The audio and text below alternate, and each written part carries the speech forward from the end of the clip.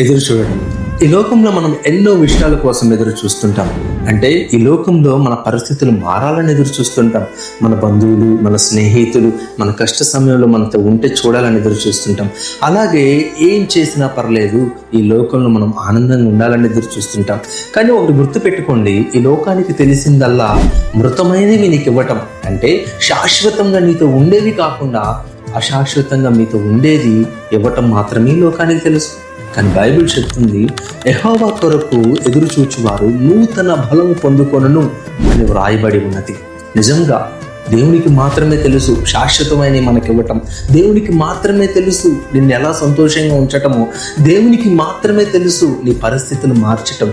దేవునికి మాత్రమే తెలుసు నూతన కార్యము పుట్టించటం.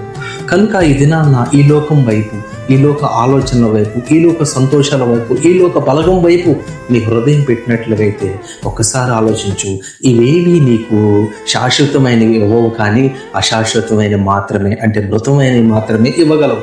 కానీ దేవుడు నీ ఎడల శాశ్వతమైనది, నూతనమైనది ఇవ్వగలడు. అలాంటి కృప, అలాంటి సహాయం దేవునికి దయచేయను గాక. ఆమేన్.